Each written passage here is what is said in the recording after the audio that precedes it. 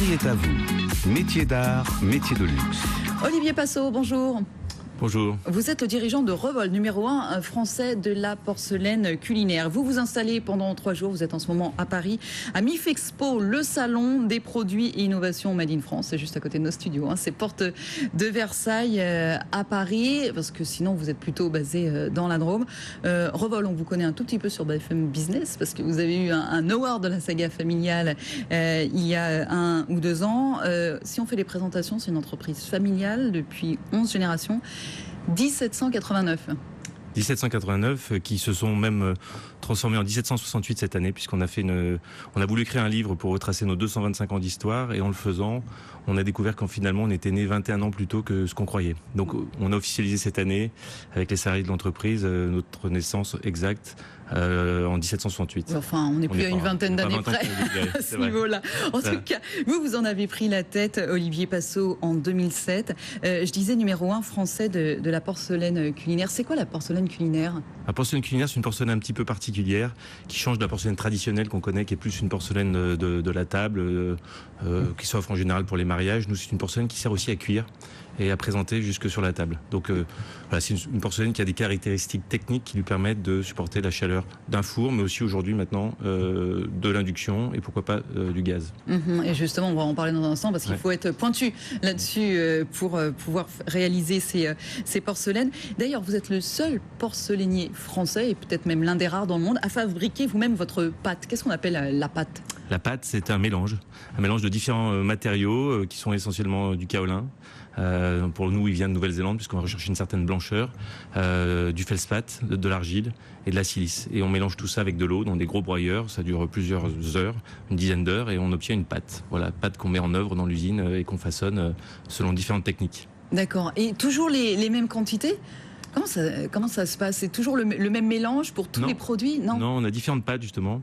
On a une pâte blanche traditionnelle Revol. On a aussi aujourd'hui une pâte noire, qui est un produit qui commence à avoir certaine reconnaissance et est apprécié des professionnels et des particuliers, qui sont nos deux cibles, nos deux types de clients.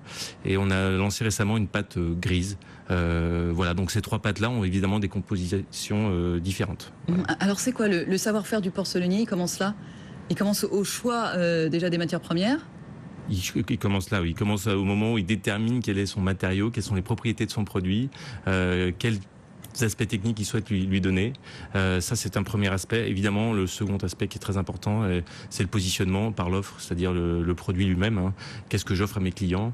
On a fait le choix du culinaire, comme vous disiez un peu plus tôt.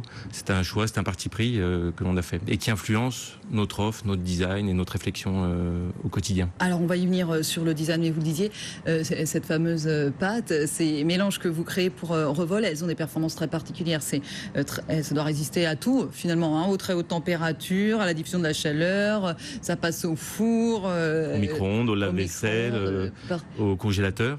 C'est extrêmement important. C'est un produit qui est totalement non poreux, donc on peut justement travailler avec les professionnels, puisqu'on répond à des normes d'hygiène draconiennes. Et puis depuis peu, on a lancé une gamme qui s'appelle Révolution, et qui elle va maintenant sur la flamme et sur l'induction. C'est-à-dire que maintenant on peut aussi cuire sur le gaz avec de la porcelaine. Donc la porcelaine n'est pas fragile. La porcelaine n'est pas fragile tant qu'on la laisse pas tomber par terre. Voilà. c'est le dernier truc. Voilà. Vous n'avez encore rien pu faire contre ça. Non, pas pour l'instant. Ceci dit, Olivier Passot, donc ça effectivement c'est tout le matériau. Après il y a la mise en forme, le design.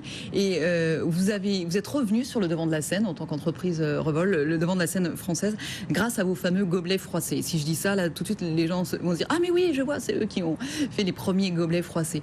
Comment on réalise, parce que depuis vous avez décliné cette idée de froissage dans plein d'autres objets. Comment on fait alors déjà, comment on fait de la porcelaine normalement, et comment on fait pour la faire froisser ? Pour la faire froisser, ça c'est évidemment, je vous invite à venir visiter l'usine un jour. Ça sera peut-être pas pour demain, mais c'est tout simplement, on conçoit un moule, une mer de moule, d'avoir même un modèle. Il faut partir du modèle, c'est-à-dire quel est l'objet que je veux faire, je le réalise en plâtre. Donc il y a 2 systèmes, soit on le fait en 3D, comme beaucoup de gens maintenant, soit on le réalise carrément à la main. Pour cet objet-là, on a voulu avoir un aspect naturel, authentique. On l'a donc réalisé à la main pour la première fois dans un bloc de plâtre. Donc c'est une sculpture. On part d'une sculpture, et de cette sculpture, on construit les premiers moules de production, et qui existent encore aujourd'hui, qui sont renouvelés fréquemment évidemment. Mais c'est comme ça qu'est né cet objet chez nous. Et après on coule ? Et après, avec ce moule, on coule de la pâte porcelaine liquide dans ce moule. On attend 6 ou 7 minutes.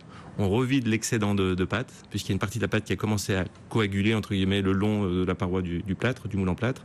Et on revide l'excédent. On attend encore 2-3 minutes. Et là, on peut démouler. On a un produit frais, on va dire, humide, mais qu'on laisse sécher, qu'on va pouvoir après travailler, et bavurer, éponger, et cuire une première fois, puis émailler et cuire une seconde fois. Mais tout ça ne se fait pas encore à la main chez vous? Si, complètement. Tout se fait à la main. Ouais. Ceci dit, on imagine la fragilité. Qu'est-ce qui est le plus compliqué dans ce savoir-faire? Justement, c'est le savoir-faire, c'est-à-dire le soin qu'on peut apporter à chaque pièce pour qu'elle soit parfaite à la fin.